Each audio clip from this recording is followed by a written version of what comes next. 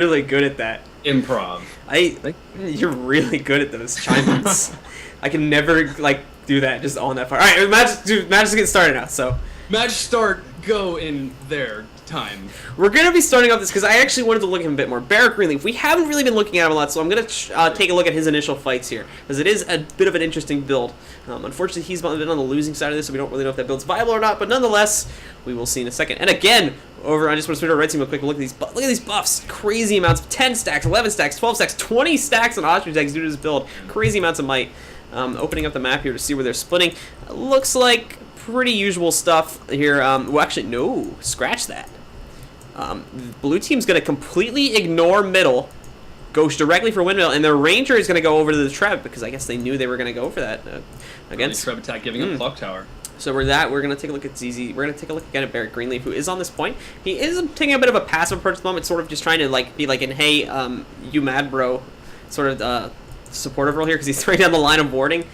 Just sort of keep him. And OV left their Treb because he was chasing the person that was at that point. He could have solo killed that Treb for free, but he left. We did see a member of OP go down. Nothing is down, but they are going to be using a lot. Oof, and Barrack Greenleaf, as he tries red. Nice play by Red Team's Mesmer. They're going to Moa him and sort of. Actually, it looks like he's going to go down to that nice Moa play and nice condition burst there by Ostrich Eggs. They're just going to destroy him. They are going to get another res off. We are seeing actually Blue Team up by 1 point at the moment, but that might change because it looks like Red Team's going to come out on top of this fight based on the current health pools. But again, that could turn around here with some cooldown pops. Nothing. He's getting pretty low. Cutie just went down to burst. Very nice job there. Looking to see if Shan tries to do anything to save him. Blue team completely surrounds her. Cutie goes down, so blue team is going to gain the advantage on this fight. Shan's going to be pretty low as well. Ostrich Eggs has gone down. It looks like blue team's going to pull out this initial fight. No! Ostrich Eggs will get up, but they are going to run. So it looks like red team's going to abandon this fight and allow the blue team to take this. They do have Folly there, so they still need to kill him.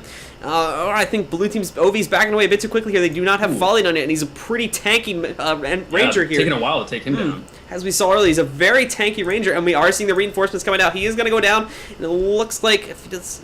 Oh, a nice play there by Cutie. They get the res off just in time.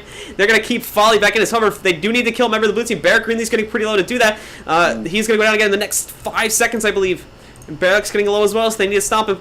Cutie is about to go down. Looking over here at Wacky Bruce, he is fighting the other point at the moment against Ostrich, but that looks like it may not be too. It may be pretty easy to fall off. Folly has gone down again. Looking at Skyrex at the moment, the Mesmer currently for Team OP, and they did get Folly down, so they're going to take that point. Looking back over to Wacky Bruce, however, 2 members of the red team have aggressed the close point, which means that he is in a lot of trouble here. He does not have any cooldowns, and they're really not coming up for the next 5 seconds, so he's going to go down. We're seeing again Ostrich just completely destroying him. I just smacked my pop filter with grenades.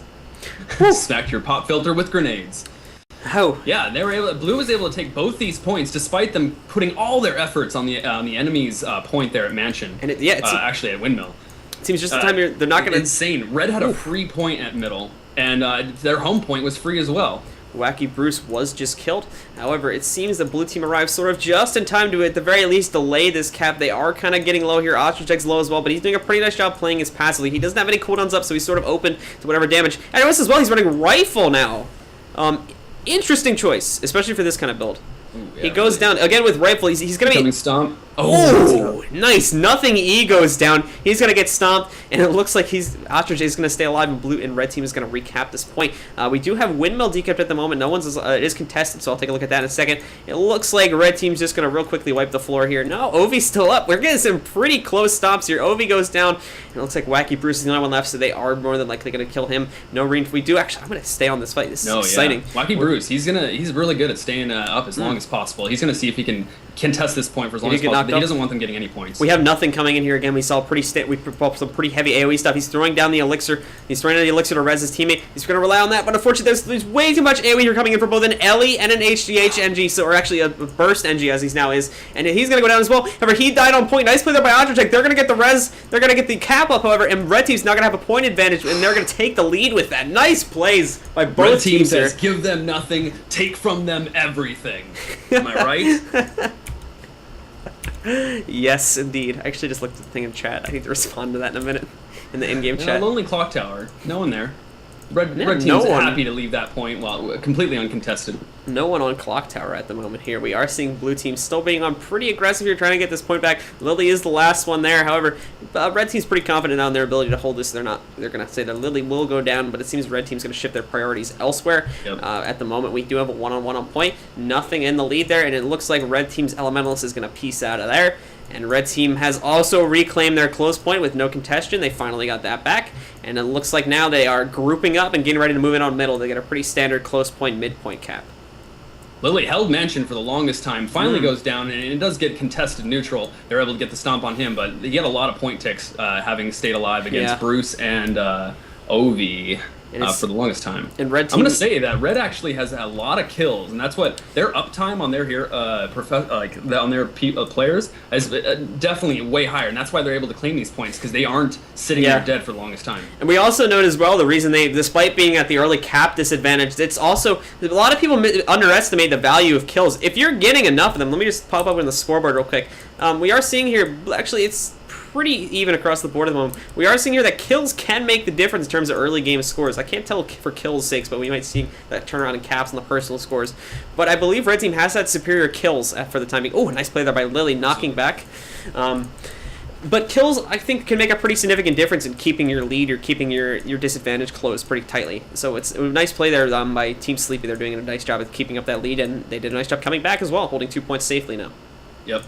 Ovi was at the Treb, and it was actually just starting to activate some shots, but a good response straight from, I believe, Ostrijags to contest that, make sure he can't get those off without having to fend for himself. Yeah. If they had concentrated all their efforts on Clock Tower with that Treb, they would have easily been able to take it.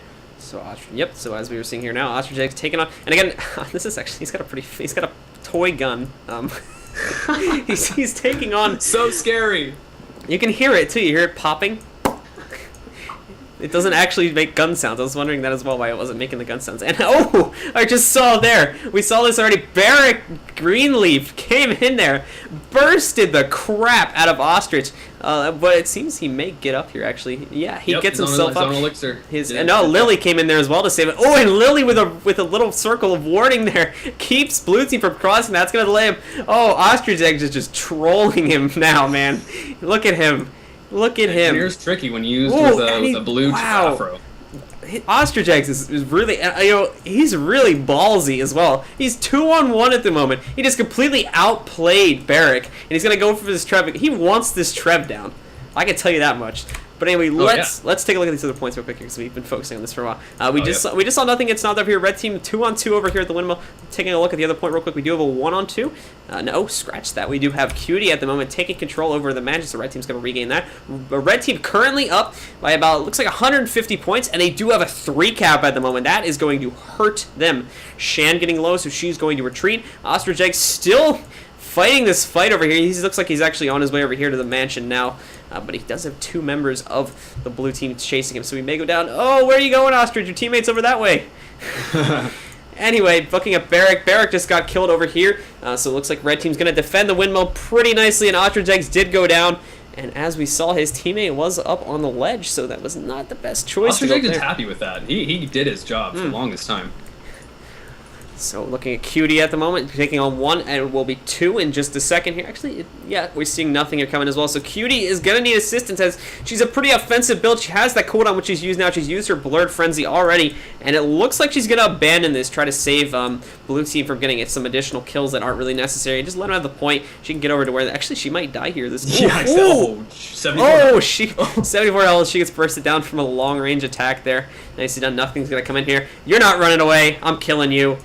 It looks like Lily's going to come down here to try and save Cutie as well.